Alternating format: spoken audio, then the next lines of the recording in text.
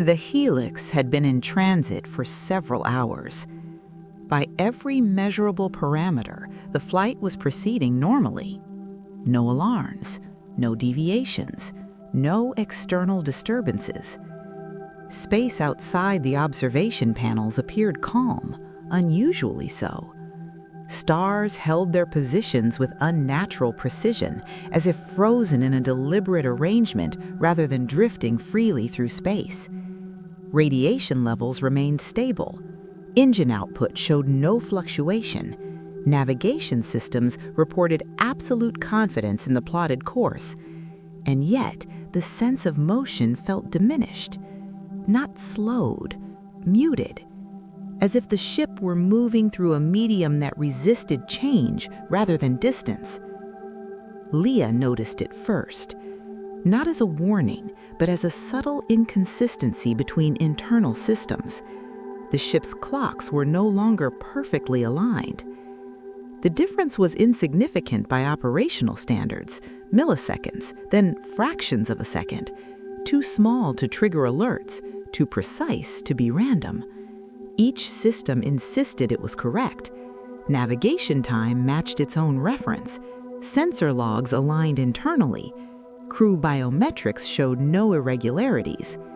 Individually, everything was consistent. Collectively, it was not. Leah isolated the data and observed the drift over time. The discrepancy did not grow uniformly. It appeared only when crew members moved through certain sections of the ship: corridors, observation decks, communication arrays. Unoccupied compartments showed no deviation at all. The anomaly was not spreading, it was reacting. The Helix continued forward, engines humming steadily, as if unaware that anything had changed. But the data suggested otherwise. Whatever lay ahead was no longer just a destination. It had begun to register their presence. At first, the discrepancies were dismissed as coincidence. Long-range transit often produced minor inconsistencies, accumulated rounding errors, reference frame corrections, delays too small to matter. The Helix had protocols for all of it. But Leah kept watching the data.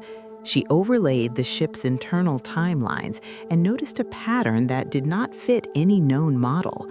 The deviations were not increasing steadily. They were appearing in response to movement. When the bridge was occupied, the drift emerged. When the crew dispersed, it weakened. When sections of the ship were empty, time behaved perfectly. It was not a system-wide failure. It was localized, selective. Leah ran a controlled test. She asked one of the automated maintenance units to traverse the same corridors where the discrepancies had first appeared. No effect. The clocks remained aligned. Then she walked the route herself. Within seconds, the drift returned. Milliseconds at first, then more. Still subtle, still precise, but undeniable. She marked the result and initiated another scan. Environmental sensors detected nothing unusual, no gravitational anomalies, no radiation spikes, no spatial distortion. By all physical measures, the Helix was alone. Yet the data suggested interaction, as if the surrounding space was not reacting to the ship, but to the presence of conscious observers within it. Leah hesitated before flagging the finding. The conclusion felt premature, speculative, but every alternative explanation failed under repetition. She forwarded the report to the bridge. Commander Ellen Morrow read it in silence. "You're saying time itself is responding to us," she said finally. "I'm saying it behaves differently when we're present," Leah replied. "I don't know why." Cram leaned back in his seat, arms crossed. "That's not physics," he said. "That's psychology." Leah met his gaze. "Then it should stop when I stop paying attention," she said. She closed the data feed. The drift continued. For several seconds, no one spoke. The Helix advanced deeper into the region ahead, engines maintaining a constant burn. According to navigation, they were still hours away from the anomaly's projected boundary. According to the data, the boundary no longer mattered. Something had already begun to adjust around them, not aggressively, not defensively, curiously, as if testing whether they were real. The first voice appeared as noise. A short burst in an open communication channel, compressed and fragmented, indistinguishable from the residual static that accompanied long-range travel. The system flagged it as insignificant. No source, no protocol, no destination. It should have been ignored. Leah archived the sample anyway. Minutes later, another fragment emerged, this time on a different channel, different frequency, same structural signature. Not random. She slowed the signal and expanded the waveform. Beneath the interference, there was rhythm, pacing, intention, language. The realization came quietly. These were not echoes from the Helix, not reflections of internal transmissions, not corrupted logs bleeding back into the present. They were new. The next fragment arrived without warning, clearer than the others. For a brief moment, the distortion dropped below the threshold of intelligibility. A word formed. Not a command, not a call sign, a name. It did not belong to anyone currently on the bridge. Cram turned toward the console as the audio played back. "That's not in our logs," he said. Leah nodded. "I know." She cross-referenced the phonetic structure against archived mission data. The name existed, but not here. It belonged to a crew manifest that had never flown, a version of the Helix mission that had been designed, simulated, and abandoned before launch, a version that, officially, had never left Earth. The voice did not repeat the name. Instead, it shifted. The next fragments overlapped, different tones, different cadences, sometimes interrupting each other mid-phrase. None of them matched the crew. None of them asked for anything. They spoke as if continuing conversations that had already begun. Ellen listened without expression. "These aren't messages," she said. "They're traces." "Of what?" Cram asked. Leah hesitated. "Of presence," she said finally. "Not here, but adjacent." The Helix received no incoming transmission requests, no hails, no synchronization attempts. The voices existed entirely outside known communication frameworks. And yet, they followed structure. They paused. They resumed. They reacted to silence. Then, as suddenly as they had appeared, the signals thinned. The fragments stretched farther apart. The voices lost cohesion. The noise reclaimed the channels. Within minutes, the system reported normal operation. According to the logs, nothing unusual had occurred. But the absence felt incomplete, as if the conversation had not ended, only moved out of range. Leah saved the final samples and closed the channel. For the first time since entering the region, she felt certain of one thing. They were no longer alone in the anomaly, and whatever was nearby did not speak to them. It spoke around them. Visual state, phantom presence, indirect. The first visual anomaly was subtle enough to be missed, a reflection that lingered too long, a movement in peripheral vision that vanished the moment it was observed directly. Nothing that could be isolated, nothing that could be measured, only inconsistencies, brief, uncertain, easy to dismiss, until they began to repeat.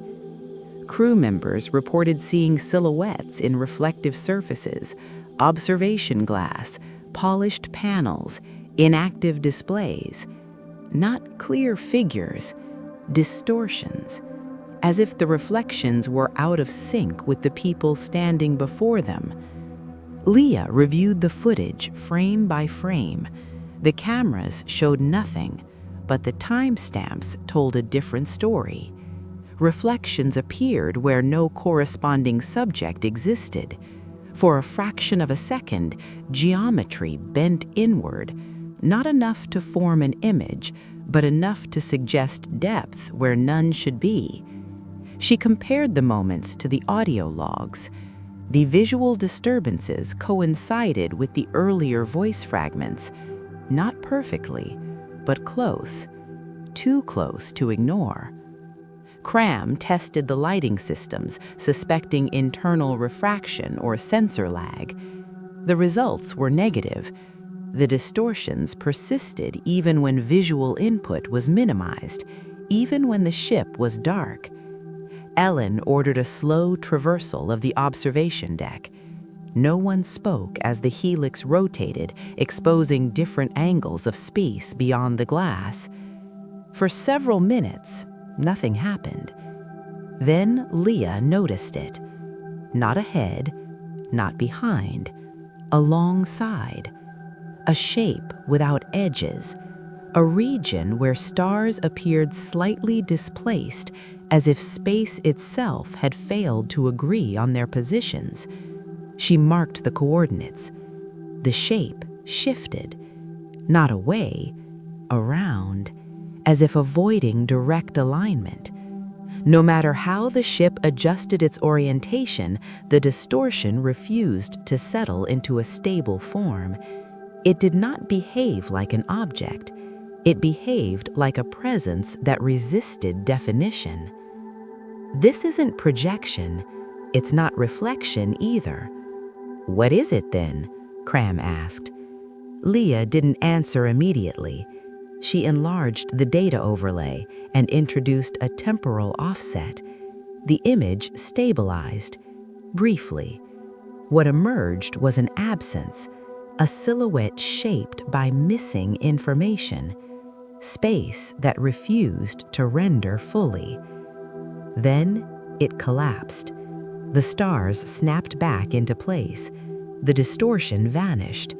The ship's systems reported no anomaly, no warnings, no errors, but the observation deck felt altered, not occupied, acknowledged.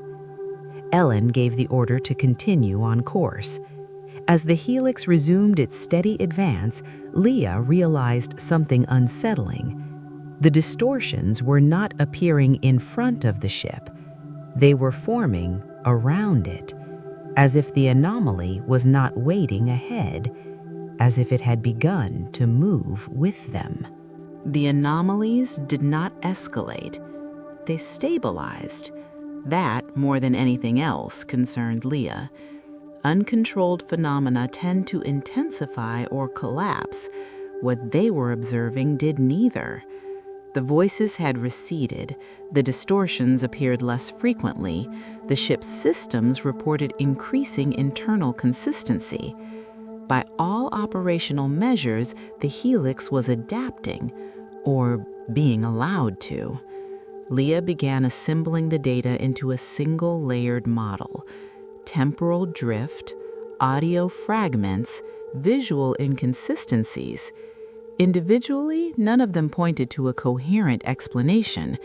Together, they formed a pattern that resisted conventional interpretation. The interference was not uniform. It varied depending on where the crew was, what they observed, and how long they remained aware of it. The anomaly behaved differently in the presence of attention, not observation by instruments, observation by people. Leah hesitated before formalizing the conclusion. She had learned to distrust hypotheses that sounded complete too early, but the data demanded a framework. ARK-9 isn't the source, she said during a closed bridge briefing. It's the intersection. Elin looked up.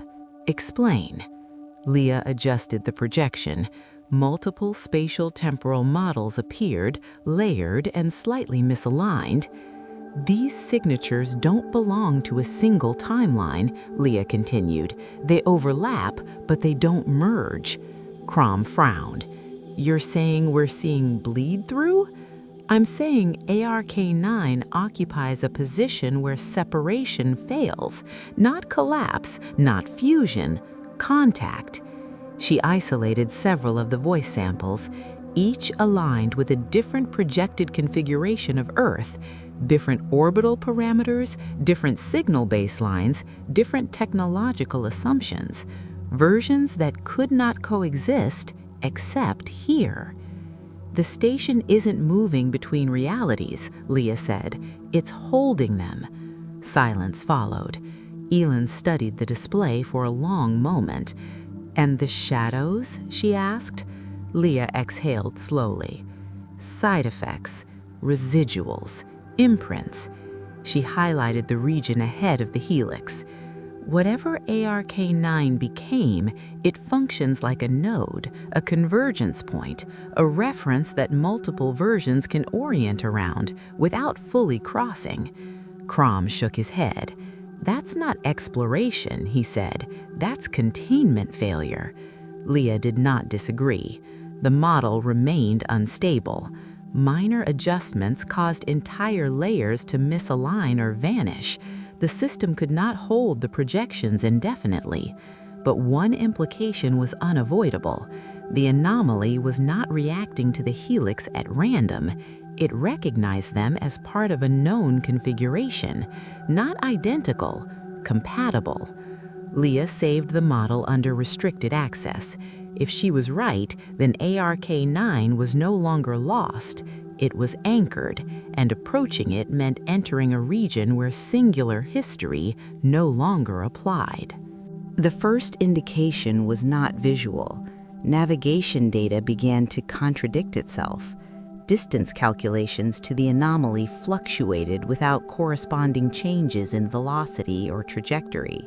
The helix appeared to be neither approaching nor drifting away. The numbers held steady, then revised themselves, as if recalculated by an external reference. Leah noticed the discrepancy and froze the feed. "This isn't sensor error," she said. "It's perspective." Elin ordered a passive scan. No active emissions, no probes, no attempts to resolve the target. The ship observed without asserting presence. At first, nothing appeared. Then the background stars shifted. Not dramatically, not enough to trigger alerts, just enough to break symmetry. A region ahead of the helix began to distort, not compressing, not expanding, but failing to agree with itself. The stars behind it remained fixed. The stars within it did not. Leah overlaid the anomaly model onto the visual feed. The distortion aligned. For a brief moment, geometry emerged. Lines, angles, negative space arranged into something almost familiar. A structure, incomplete, fragmented, visible only in absence.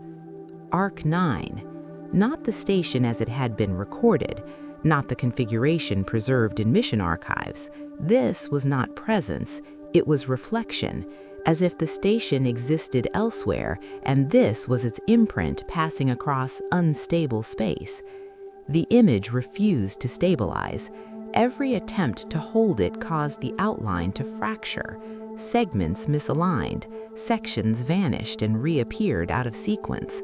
The station seemed to occupy multiple orientations at once, none of them dominant.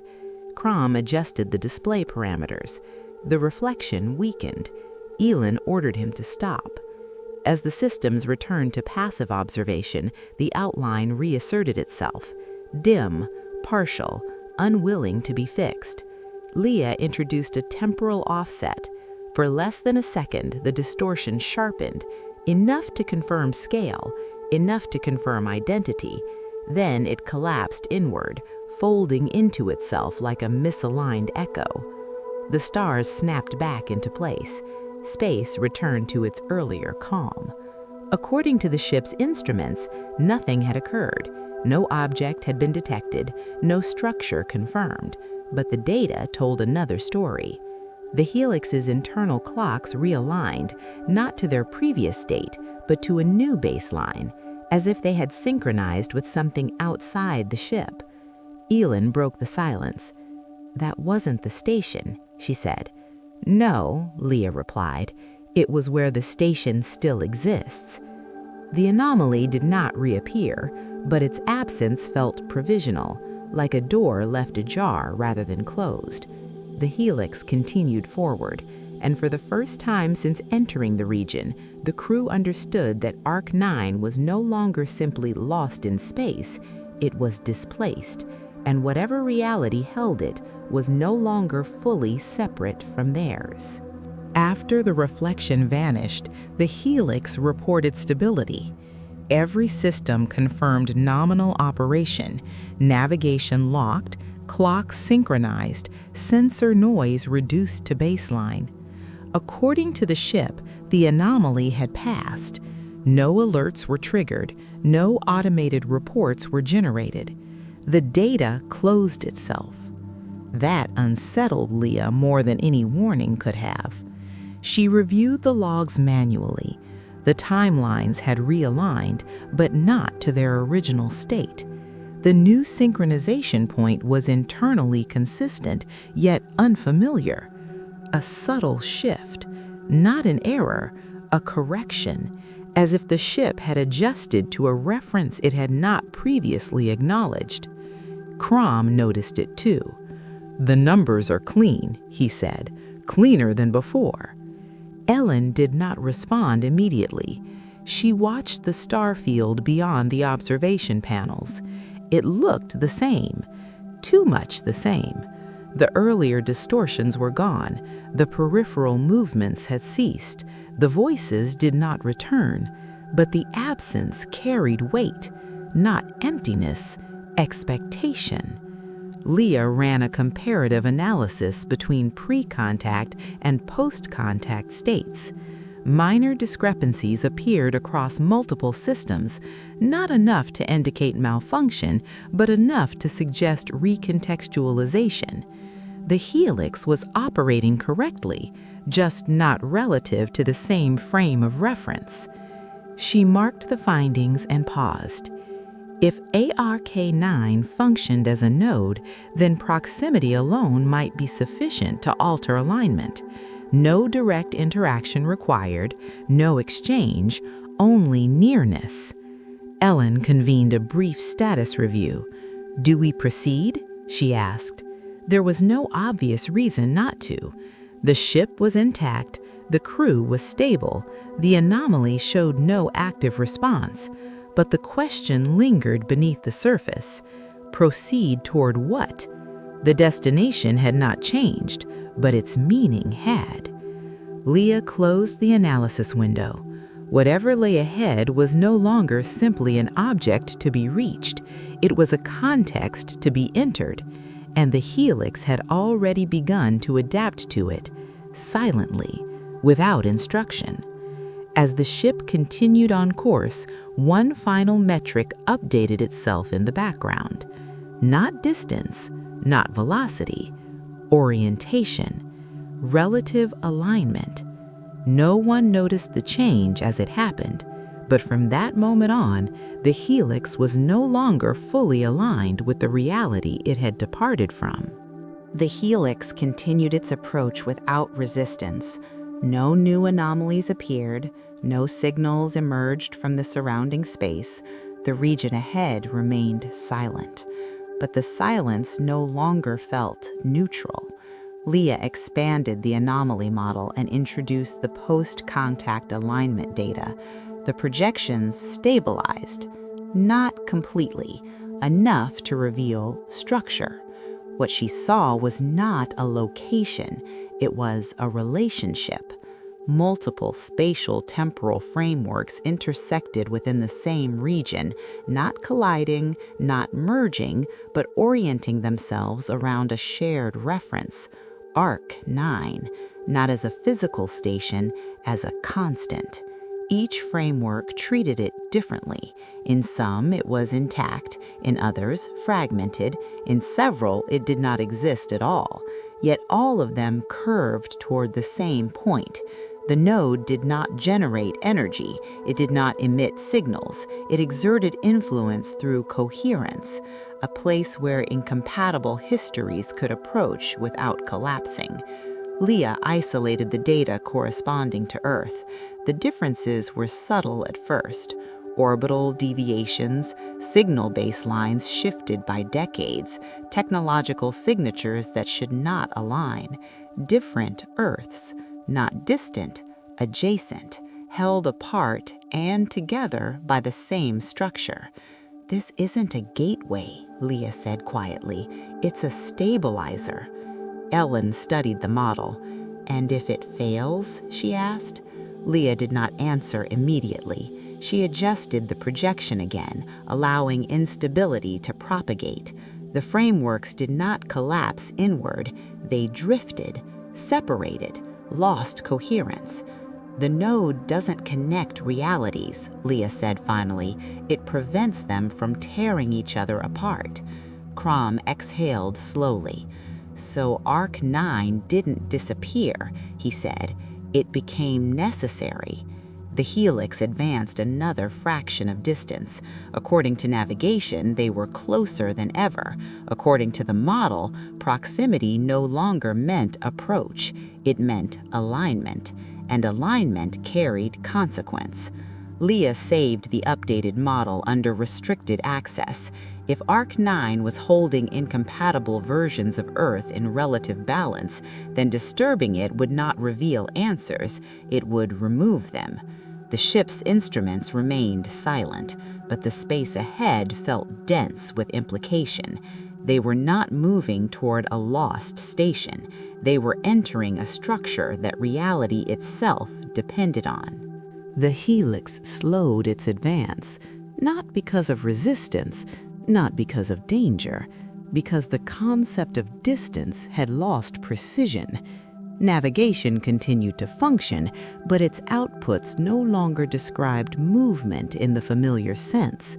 Vectors remained valid, coordinates updated, meaning did not. The region surrounding the ship appeared unchanged. Stars maintained their positions, background radiation held steady, no distortions interrupted the view, and yet everything felt offset. Leah reviewed the final alignment metrics. The numbers confirmed what intuition already suggested. The helix was stable, the crew was stable, but stability no longer implied return. Whatever adjustment had occurred during proximity to the node was persistent, not invasive, foundational. They had not crossed into another reality. They had aligned with one. Elin requested a long-range projection toward Earth. The image resolved slowly. Familiar continents, recognizable orbital patterns, signal noise consistent with expected baselines. At a glance, nothing was wrong. Leah layered the data against archived references. The differences emerged only in comparison. Minor deviations, timing offsets measured in years rather than seconds, technological signatures slightly ahead or behind of where they should be. Enough to confirm continuity, not enough to confirm identity. "This is Earth," Cram said. "Yes," Leah replied, "but not exclusively." The projection faded. The helix remained suspended in forward motion, engines maintaining a minimal burn. ARK-9 did not reappear. No reflection, no signal, no confirmation of presence. But the node's influence was undeniable. It no longer needed to announce itself. The silence was no longer empty. It was structured. Elin logged the final status entry for the cycle. Approach ongoing, anomaly influence persistent, crew condition nominal. She paused, then added a final line. Reference frame uncertain. The entry was saved. The ship continued on its course, not toward resolution, not toward answers, toward alignment. And somewhere within the overlapping layers of reality, ARK9 remained exactly where it needed to be, holding.